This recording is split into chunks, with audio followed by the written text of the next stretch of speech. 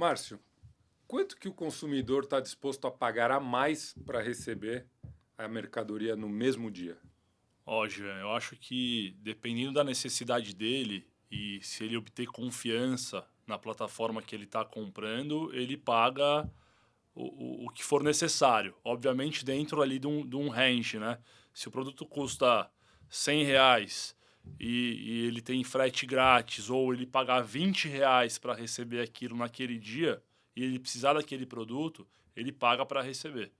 Então a gente consegue perceber isso pela forma, né, de obter esses dados através do consumo de alguns clientes nossos, e ele paga até 20, 30% do valor do produto no frete para poder receber a mercadoria no mesmo dia. Mas isso vem. é, a pergunta que eu quero te fazer é o seguinte: foi o varejo que incentivou isso ou foi a sociedade que veio com isso dentro, essa ânsia de ter tudo para ontem? Eu brinco que a gente meio que o varejo e o e-commerce, ele acostumou mal o cliente, né? E a gente vê essa história já vindo dos Estados Unidos com a Amazon, né? Sempre com foco muito grande no consumidor, entregando cada vez mais rápido, abrindo aí vários centros de distribuição, espalhando os produtos pelo país, eh, e, e essa competitividade de cada vez fazer mais rápido e acho que acostumou o consumidor a comprar e receber no mesmo dia ou no dia seguinte. Então, eu acho que o varejo, junto aí com o e-commerce, que fez isso acontecer, na verdade, Fez né? trouxe É, essa pílula de ansiedade para a para a sociedade, né? sociedade. É. Que hoje é Então, a sociedade dos ansiosos, né? Ainda mais os mais novos, né? exatamente. Mas quem vê assim o Márcio calmo assim não sabe o tamanho do rojão que ele carrega, né? Queria que você contasse um pouquinho da sua vida, como que você chegou à posição hoje, diretor do Magalu, Tá, Magalog. Magalog, é. Agora, inclusive, não sei se já queria te entregar aqui um Pô, muito caminhãozinho obrigado. que Olha, representa aí o Magalog. O Magalog, ele é o operador logístico, o tá braço aqui. da companhia, né, como operador logístico. Ele atua no país inteiro, ele entrega volumes aí de todas as marcas do grupo e também ele é um operador logístico independente. Além de atender as companhias do ecossistema ali do Magalu, de varejo, de e-commerce, ele também atua aí com mais de 100 clientes de mercado, então mostrando aí o seu valor, a sua capilaridade, a sua densidade, e bastante confiança aí dos nossos clientes também, além dos clientes internos, né, do próprio Magalu, como clientes de mercado também. A gente montou o Magalog ano passado. Depois eu falo um pouco disso, vou falar um pouco de como eu cheguei aí. Mas é muito feliz com o que a gente vem construindo. E aqui também trouxe uma caneca também para Pô, muito representar obrigado. esse momento. Oi, convidado maravilhoso. Ganhei dois presentes numa gravação só. Vamos deixar aqui. Obrigado pelo carinho. Mas assim, minha vida, vou tentar resumir rapidamente. Eu tenho 43 anos, sou casado com a Carolina, tenho dois filhos, o Antônio e a Catarina, um de 7 e um de 3, ainda Ah, pequenininhos. pequenininho. Quatro, na verdade, a Catarina fez quatro, desculpa. E Mas eu comecei a trabalhar muito novo. Na verdade, meu pai era comerciante. Eu venho de uma origem de meus avós eram armênios, vieram Ah, que também da legal. guerra, da Armênia ali com a Turquia. Na verdade, sou a terceira geração aqui. Então, tem os meus pais que nasceram aqui, eu também nasci aqui. Mas aí vieram lá da guerra, comerciante. E meu pai tinha uma loja no centro de São Paulo de máquina de costura industrial. Então ele fornecia naquela época ainda do boom das costureiras aí do Sei. país, antes da China invadir, né, É, de têxtil. Ele, ele tinha uma importadora e também tinha uma loja de máquina ali na rua São Caetano, na Rua das Noivas. sei. E eu estudava lá perto. Então muitas das vezes a gente saía do colégio, ele ainda naquele formato de tradição de o pai leva, busca, leva para casa, almoça, tinha mais tempo Aham. antigamente, voltava ali para a loja. Alguns momentos de correria a gente ia para a loja. Então a gente almoçava ali no bar em frente à loja, depois ia ficar lá, vendo como as coisas funcionavam. E meu pai sempre doutrinou a gente a dar muito valor, né, ao dinheiro, a conquistar as suas coisas. E aí, de um tempo para cá, eu fui estudando, crescendo e eu não gostava muito de ficar na loja. Eu gostava porque eu tive vários amigos meus também com pais que tiveram lojas de sapato. Sim. E eu falava, um dia eu quero trabalhar. Os armênios, as grandes redes hoje de varejo de sapato do país pertencem a armênios. E meus pais eram amigos também dessas pessoas, tal, e eu falava que um dia eu queria trabalhar vendendo sapato. E aí, por uma coincidência ou não, os meus primos um dia decidiram abrir um negócio. Eu tinha acabado de me formar do colégio, que era a Netshoes, e eu fiquei sabendo que eles iam abrir a empresa e eu fui conversar com eles e eles falaram, a gente está abrindo um negócio, você quer vir trabalhar com a gente? O mais velho tinha 25 anos, o outro tinha 20 e eu 18. Nossa, eram primos, então Eram negócio de primos, família, que legal. E aí eu fui trabalhar com eles. Então o negócio na minha vida começou na Netshoes, vendendo sapato junto com eles. Então era muito novo, né? Conciliava ali os estudos com a loja. A loja ela foi aberta na Rua Maria Antônia, no centro de São Paulo. E era o ano de 2000, bem nesse momento ali que a gente falava muito do bug do milênio, Eu lembro que as disso. coisas estavam mudando, indo para a internet. E eu lembro que a gente se questionava, a gente falava, olha, para crescer fisicamente é muito duro e custoso, porque você precisa abrir loja, você precisa, né, funcionário e etc. Vamos experimentar o online. E o Márcio, fundador e CEO da Netshoes por muito tempo, era um cara muito à frente do seu tempo, assim. Então, ele tem várias histórias dele que ele já construía computador, fazia rifa de computador no colégio, comprava peça na Santa Efigênia. Então, bastante coisa legal. Então, ele tinha muita essa questão do comércio com a tecnologia já naquele tempo. Veio a internet, começou a ter essa questão da banda larga em escala com a internet, e a gente foi para uma plataforma de venda também no ano de 2001. Caramba. Entender o que fazer. Nesse ano, praticamente tinha ali B2W, que não era nem B2W, era Submarino e Americanas. Já tinha o Mercado Livre. Inclusive, a gente, por um momento ali, chegou a ser um seller do Mercado Livre. E vários cases de sucesso dentro do Mercado Livre. E aí foi crescendo, foi entendendo. A gente chegou a ter 7 lojas físicas. E em 2007, a gente decide fechar todas as lojas e focar no digital. Então, eu era um cara ali com um perfil de faz um pouco de tudo, né?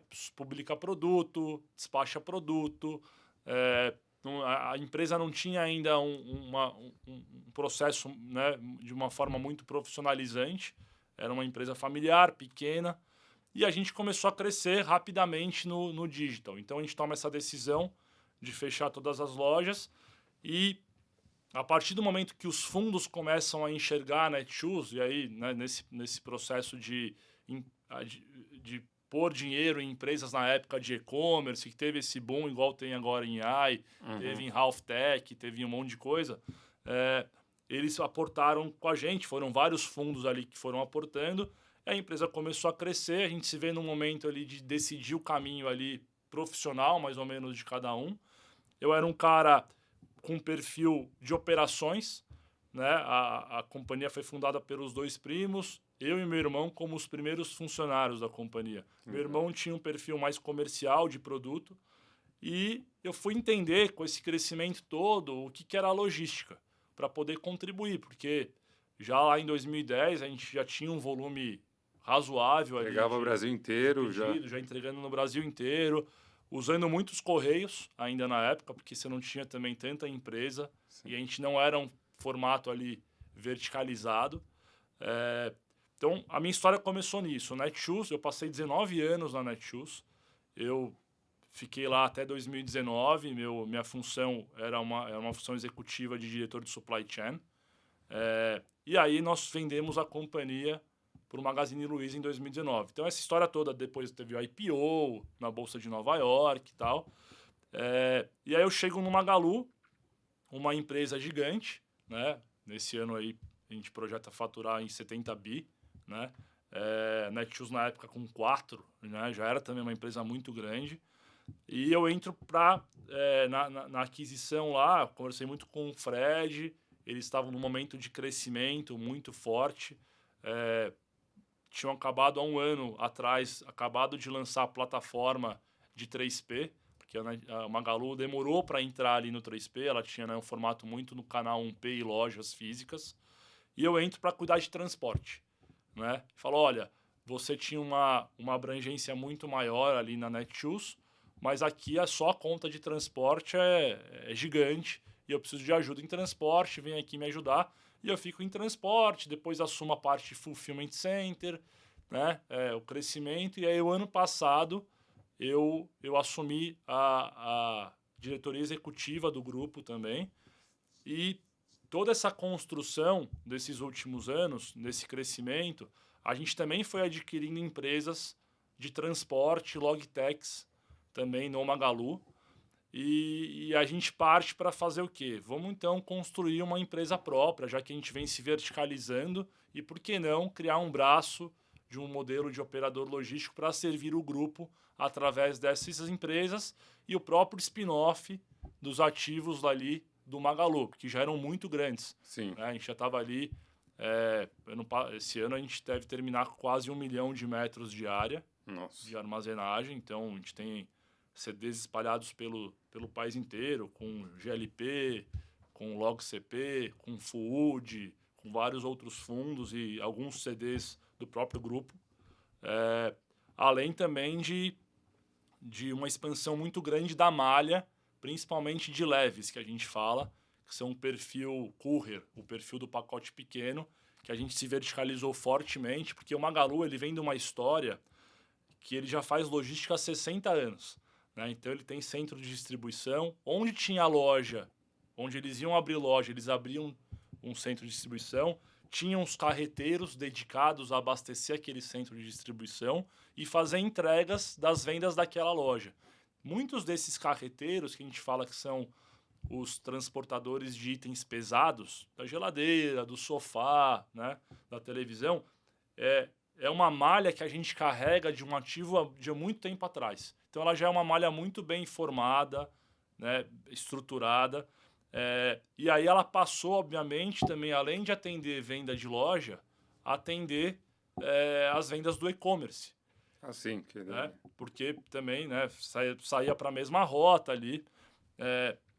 Então a gente tinha um gap lá em 2019, 2018, que a gente dependia ainda de muito terceiros para fazer a entrega do pacote pequeno. E aí foi o final, o last mile.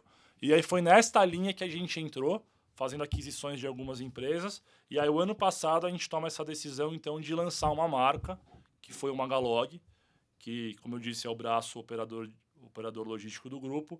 E aí já também pensando, porque algumas dessas empresas adquiridas já vieram com um formato de área comercial, de atender para fora. Né? A gente comprou uma empresa de tecnologia em TMS, a gente comprou uma transportadora de operar perfil pequeno e a gente comprou uma outra logtech de nuvem para fazer a entrega ultra rápida, que a gente fala que é de ship from store. Caramba. Que já chipa da loja. Eu posso falar depois um pouco mais dessa malha, que ela é super forte também para nós, é um diferencial competitivo, as lojas físicas.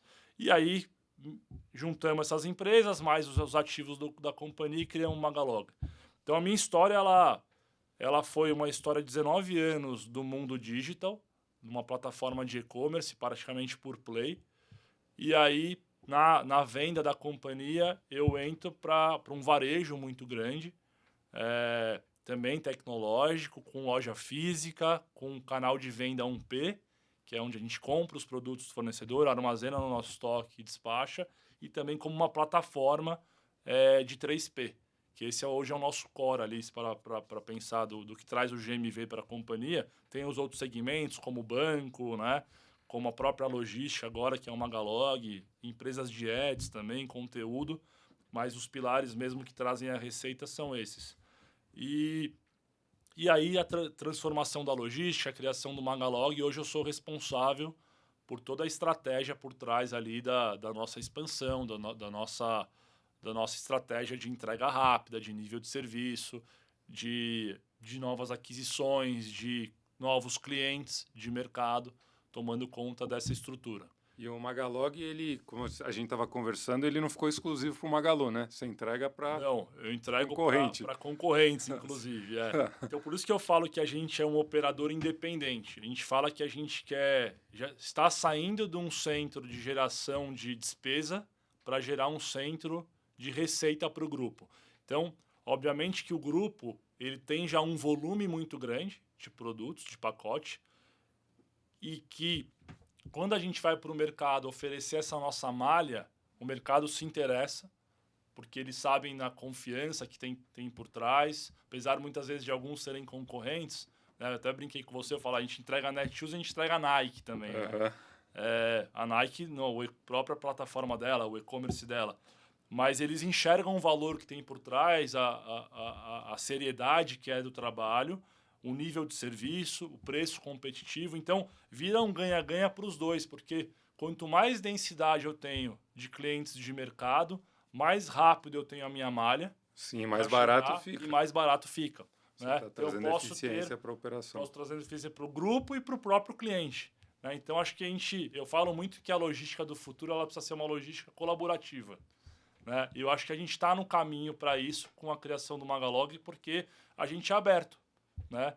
A gente não tem restrição. Então, a gente está atendendo aí várias outras plataformas também de e-commerce e construindo um modelo muito, muito interessante, assim, bem diferente. Eu tenho uma frase que eu falo muito, eu sou, além de tocar aqui as operações da Sila, eu também dou aula em algumas universidades, a gente tem o nosso próprio Sila Academy, eu sempre falo que o Brasil nunca foi um país que pensou em logística, né? A logística que a gente pensa é tributária, né? Nunca é uma logística e eficiência de distribuição, né? Sim. Com essa mudança toda, vai mexer muito no teu dia a dia, com essa revisão da reforma tributária? Então, é interessante isso. Eu vou te falar que pro Magalu, aí no chapéu do embarcador, não muito, porque hoje nós temos 17 centros de distribuição dedicados a atender o grupo Magalu e mais 4 de Época Cosmético, Kabum e Netshoes. Né? Quando você está numa plataforma por play, principalmente, você vê aí uma migração nos últimos anos muito forte. Por exemplo, a própria Netshoes tomou essa decisão de sair de São Paulo para ir para a Extrema. O estado de Minas, né, tinha ali um benefício fiscal muito forte. Aquela diferença de alíquota de ICMS. Isso foi acabando com o tempo, mas ainda existe. Sim. Vai morrer, óbvio, quando entrar lá toda a parte fiscal do único imposto. Mas quando você vê para o Magalu ele já está em locais onde ele precisa estar, com um estoque muito bem distribuído. Então, por que a gente chega rápido também nas localidades? Porque existem as lojas físicas e ele já tem um centro de distribuição no estado daquelas lojas. Esse mesmo centro de distribuição, o nosso comercial e supply compra para ter a cobertura correta para venda online também, e ele já sai de lá. Então, eu posso te falar que não vai ter tantas mudanças para nós. Para vocês que já fomos dimensionados para isso.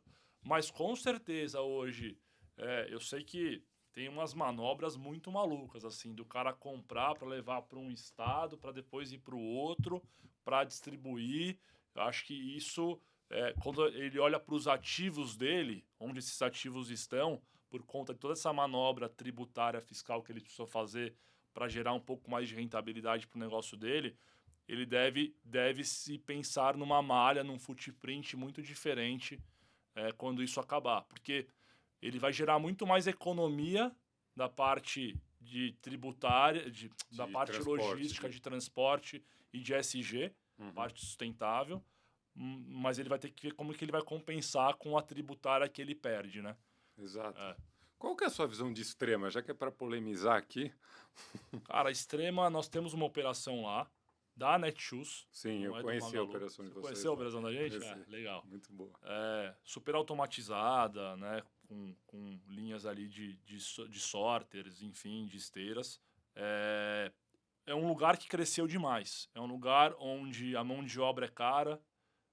A gente tem os maiores índices nossos de turnover estão na região. Não é o melhor lugar para estar, com certeza.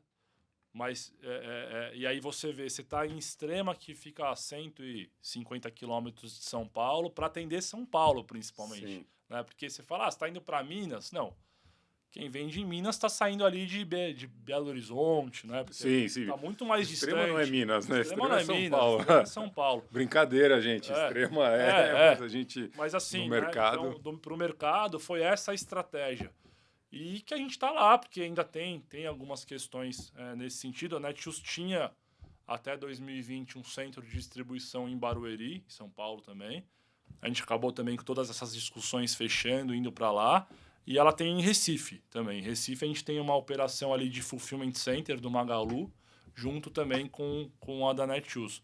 Mas Extrema é um lugar que já esgotou. Eu acho que assim, a própria infraestrutura da cidade, hoje a nossa mão de obra, praticamente 90% vem de fora.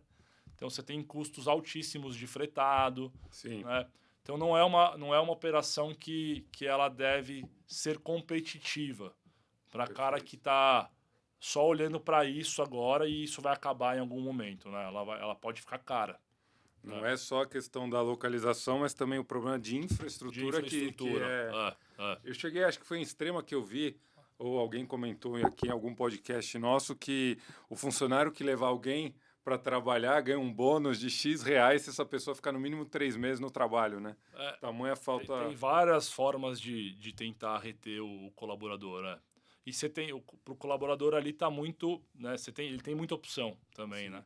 Então, desde indústrias até outros players de varejo e e-commerce. Quando você citou um termo que também é uma discussão muito grande aqui que a gente tem no mercado imobiliário, que é, olhando aqui do lado imobiliário, né? O last mile, quando a gente olha várias operações, por exemplo, Mercado Livre, né? É muito difícil você desenhar o last mile do Mercado Livre, porque eles não são que nem vocês, que tem a loja física que você usa ali como centro de distribuição, Perfeito. Né? Então, o teu last mile é o exemplo mais perfeito que a gente pode... Porque eu, como professor de universidade, eu tenho que ensinar o que é o last mile. E aqui a gente fica com o modelo ainda no Brasil, estamos tateando o last mile, né? Então, o last mile para vocês é o que está de fato dentro da cidade. Porque tem gente que fala, o last mile eu saio de Cajamar, porque eu entrego no mesmo dia. Aí o conceito é entregar no mesmo dia o last mile, mas não é o last mile. Vamos lá. Eu acho que tem duas formas de se pensar. O Magalu, uma das questões que trazem ele para um cenário diferencial e muito competitivo, ele tem 1.250 lojas aproximadamente, e as 1.250 lojas trabalham hoje pro e-commerce também. Né? Nós temos hoje 40% da nossa área de estoque da loja, ou na verdade a gente reduziu o salão de vendas, transformou ali a área também de estoque para servir a venda online.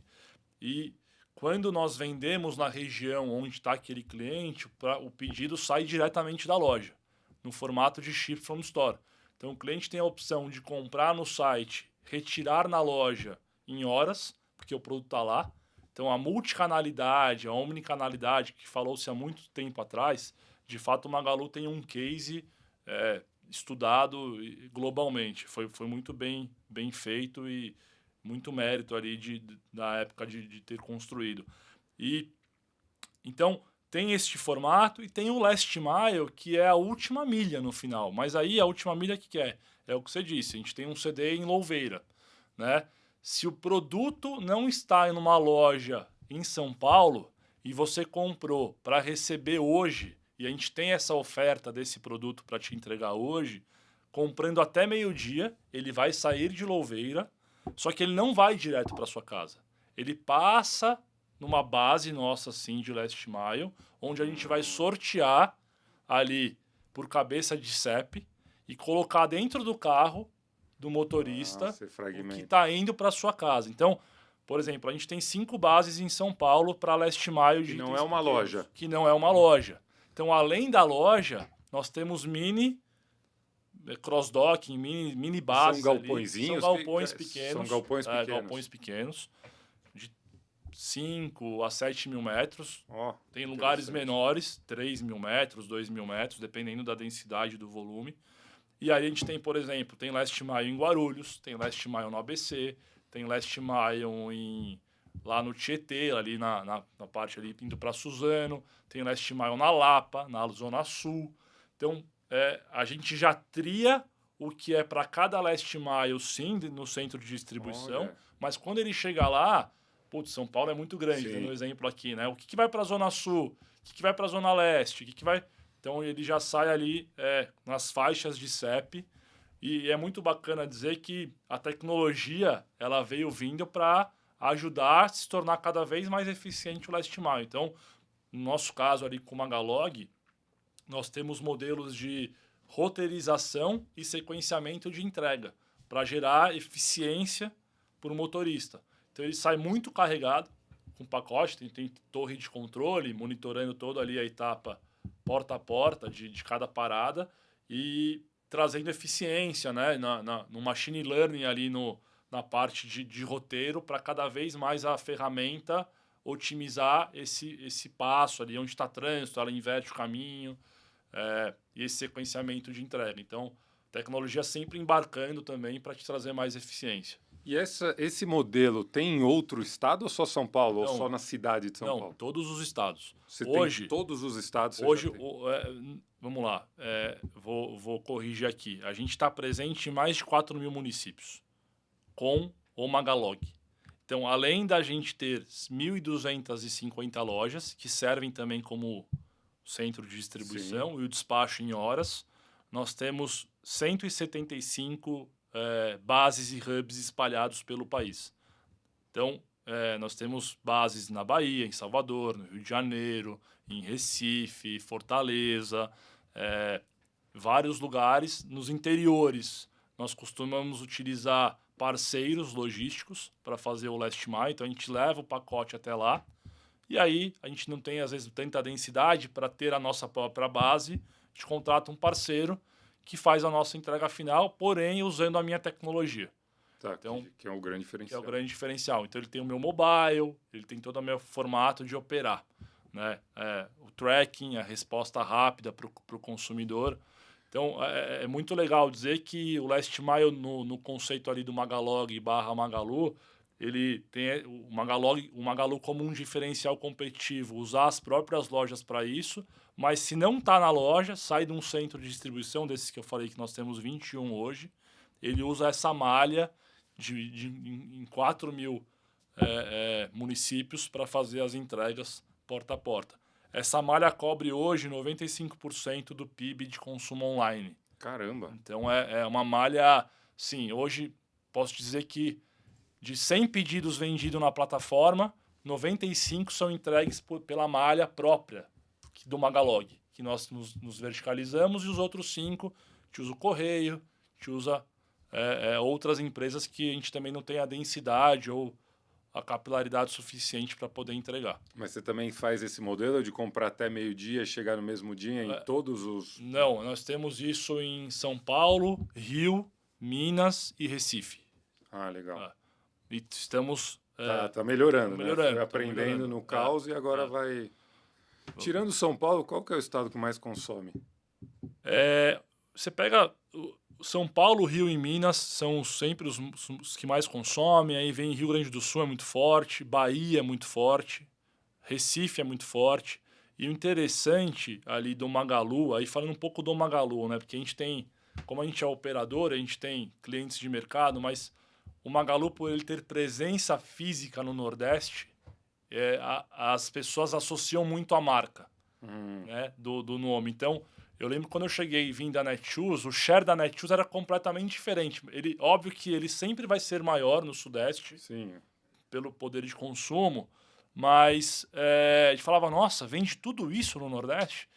Sabe, o nosso share era muito mais baixo e vendia pela associação da marca, porque o cliente via a loja física, credibilidade. Então, o Magalu tem uma força muito grande no Norte e no Nordeste, isso é muito bacana, e é uma história já... eles compraram, né, uma rede de lojas que chamava Grupo Maia, 2010. Então, aí todo um trabalho de cultura, de mudar a bandeira da loja. Então, o Magalu está presente lá já há bastante tempo, acho que, se eu não me engano, com mais de 200 lojas, 300 lojas na região. Então, um share de vendas bons. Bom, mas falando para você, a gente está em São Paulo, Rio e Minas, Bahia, Rio Grande do Sul. Geralmente é o consumo maior aí. O mercado, vindo para o lado do nosso mercado imobiliário, né, tem muita coisa para falar e já está apontando 10 minutos lá para encerrar, mas vamos tentando. É, o mercado imobiliário, a gente tem uma discussão muito grande, né, na indústria, porque normalmente o desenvolvedor ele está entregando um produto que não é o produto ideal para quem vai operar, né? Quais são os pontos de atenção que a nossa audiência quer muito para desenvolvimento, muita gente do mercado imobiliário, né? Que você fala, olha, vocês fazem, sei lá, vou te dar um exemplo besta aqui. Entrega com mezanino. Eu não quero saber de mezanino. O meu negócio é armazenar o máximo possível para ganhar eficiência, né? Sim. Algum outros pontos que te chamam a atenção para a gente tentar, esse é o nosso objetivo, transparência, e casar o mercado imobiliário, que eu digo desenvolvimento, com o operador, né? Para trazer mais ganho, eficiência. O que, que você vê que Não, falta muito? eu acho assim, primeiro decidir bem as localidades, né? Geralmente a gente gosta de estar, você pega o centro de distribuição nas principais rodovias, próximo ali é o caminho para cruzar os estados, as cidades, abastecer as lojas dentro da cidade. Então, acho que começar pela localidade você tem que acertar para não ter um problema ali depois de infraestrutura. Quando você vai para dentro, óbvio você quer ter o máximo de eficiência e vai depender muito do seu negócio, porque se você tem o seu escritório dentro do seu CD, você paga o mezanino, tá dado, você está ocupando ele de uma forma Sim, ali, né? tá tendo. A gente fez vários projetos já diferentes, por exemplo, a gente aproveitou o mezanino uma época para armazenar suplemento alimentar, porque precisava ficar numa área refrigerada, Ah, com controle, e a gente não queria fazer isso numa parte ali do armazém para também não perder o espaço útil. Só que a gente colocou isso dentro de um mezanino, assim, de 2.000 metros quadrados, caramba. com esteira dentro do próprio mezanino. Então você tem que fazer, óbvio, ninguém quer pagar a marquise Sim, de doca, né? Tem todas aquelas discussões. E quando você vai para um projeto, você tem que desenhar a quatro mãos, porque você tem que entender se vale a pena ser um BTS, por exemplo, que ele vai te entregar só a caixa, ou você já quer montar no seu layout, com os equipamentos que você usa. A gente está numa. Até é engraçado você falar que eu estava numa reunião hoje de manhã discutindo sobre isso. A gente está para fechar uma operação em um estado, eu não posso falar aqui ainda, mas a gente já tem lá o centro de distribuição, mas não é um centro de distribuição eficiente. sim. Está lá há 20 anos, a gente foi já pondo anexo um do lado do outro, perde produtividade. E a gente estava discutindo justamente isso, de putz, será que dessa vez a gente pode ir com tudo e por isso no preço do aluguel? Porque o cenário também para desembolso de caixa, para uma operação de CAPEX, para um centro de distribuição neste momento, pode ser que pese um pouco mais, Uhum. né? Mas eu acho que tem que trabalhar, é muito particular, o Jean. Eu falaria que depende muito de cada setor, de cada gestor ali. O mercado convencional, por exemplo, te trazer mais números aqui. Pé direito tem que ser 12 metros 12 metros, de vão livre, de vão livre. Aí fala que a carga de piso 6 6 toneladas. toneladas. Você usa 6 toneladas? É muito, né? É Tem- que assim, geralmente para rodar empilhadeira, né? Sim. As empilhadeiras elas machucam bastante o piso, mas não da própria armazenagem em si. É, o piso nivelado a laser. Aí outra discussão que tem é cross-docking. Nem toda operação precisa ser cross-docking. Não precisa ser. Obviamente que é importante, assim, é bom, né? Principalmente um cross-docking quando você está numa operação de hub, muitas vezes, que é o produto ele passa por lá só. Só passa, entra e sai. Aí daí sim, tem que... no sentido do cross-docking mesmo, sem distribuição, acho que dependendo também, você consegue fazer um layout em U, enfim. E vaga de estacionamento para caminhão, isso é um... No nosso caso, a gente recebe muita carga ali, então é importante. O pátio ali é importante, o local Bom, pessoal, fica a dica aí para vocês que estão desenvolvendo. Agora eu não posso acabar aqui a nossa conversa sem antes saber a questão do Magalu com o AliExpress. Isso causou mais para sua vida, não? Para distribuição? Aumentou? Então, a estratégia ali do Magalu com o AliExpress, ela já vem aí de longa data, né? O Fred é um entusiasta da China, ele visita a China todo ano, e ele já tinha, obviamente, contatos com bastante gente lá. E a gente tinha uma questão que a gente, ao longo do tempo, inclusive a Magalu participa do IDV ali, a questão muito ali política e de de tratar de forma correta as questões tributárias, né? Sim. E a gente até então não tinha uma plataforma ali de cross-border, porque a gente não achava certo e competitivo vender produtos sem a tributação correta. E quando essa resolução saiu, ele já tinha ali engatilhado uma parceria com a Ali de você poder... o Ali, então, hoje ele é uma plataforma que eles disponibilizam os produtos dele dentro do Magazine Luiza, e o Magazine Luiza, que nós chamamos de produtos choice, que são os produtos de linha branca, de tickets maiores, dentro do AliExpress. Então, foi uma troca de catálogos. Ah, que legal. Então, foi uma coisa muito bacana. Essa parceria ela vem evoluindo. Então, a gente tem aí os times de tecnologia, comerciais, avançando para cada vez mais ir aumentando essa receita das duas vendas, tanto a venda do que nós... Aí essa venda que vem via cross-border. A gente está... Acho que a parceria com a Ali abriu portas para várias coisas, inclusive o Magalog, para torná-lo o operador deles também aqui no Brasil. Então a gente vem discutindo muitas possibilidades, mas a gente está feliz com o que foi feito e vem avançando. Então, eu como head de logística, converso muito com os heads de logística de lá, para a gente ter melhor aproveitamento da parceria, e as áreas comerciais também, com essa inversão de catálogo para poder as duas empresas terem sucesso nas vendas aqui no Brasil. Pô, e para finalizar aqui, a última pergunta, você que cuida de logística, né? A infraestrutura, eu digo, qualidade das estradas, né? Esse é o maior calcanhar de Aquiles, né? Hoje é engraçado assim, a logística no Brasil, ela é extremamente estratégica e ao mesmo tempo extremamente desafiadora, porque eu estava lendo recentemente uma pesquisa de 13 a 14% do PIB vem de logística no país, do PIB nacional. Então, assim, é um consumo... Sem logística, a gente estava falando sobre greve de caminhoneiro, né? O Brasil para, né? Então, só que disso, da logística, 60% está no modal rodoviário, ou até mais. Até mais, A gente tem um número aí próximo de 70, né? E, cara, assim, caro, uma infraestrutura deficitária, custo de pedágio, roubo de carga. Então, é uma logística cara, é uma logística que precisa de mais investimento, precisa de um pouco mais de responsabilidade dos órgãos, né? Fora toda a questão ali, às vezes, ainda menos digital nas fronteiras ali de estados, então a gente ainda tem que parar, tem que ir lá. A gente precisa cuidar um pouco mais da parte de infraestrutura.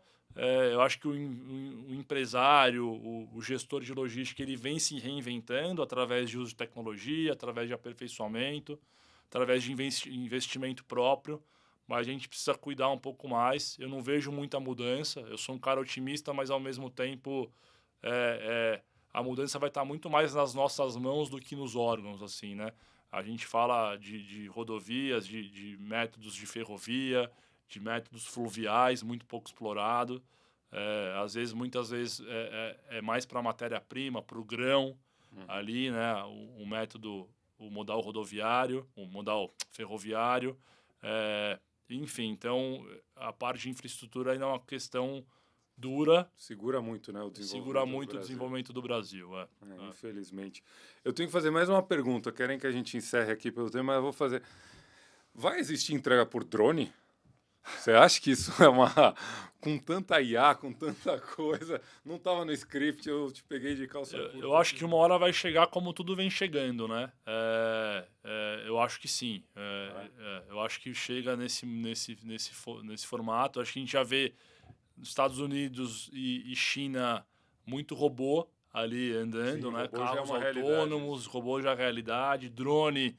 Existe muito PR ali com a Amazon fazendo, enfim, a própria China.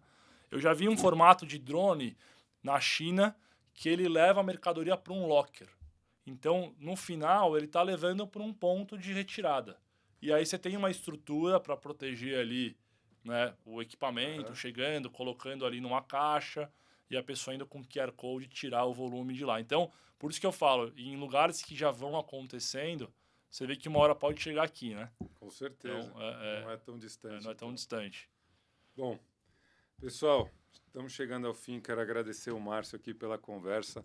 Muito obrigado. Parabéns pela trajetória, inspiradora mesmo. Obrigado pelos presentes aqui. Espero que vocês aí todos tenham gostado do nosso episódio. E não se esqueçam de que quinzenalmente nós estamos aqui com mais um episódio e aceitamos sugestões de pautas, pessoas que vocês querem que a gente entrevista. E, mais uma vez, obrigado. Obrigado vocês, obrigado pelo convite. Foi uma honra e um prazer aí. Imagina, uma honra toda nossa. Até breve, pessoal.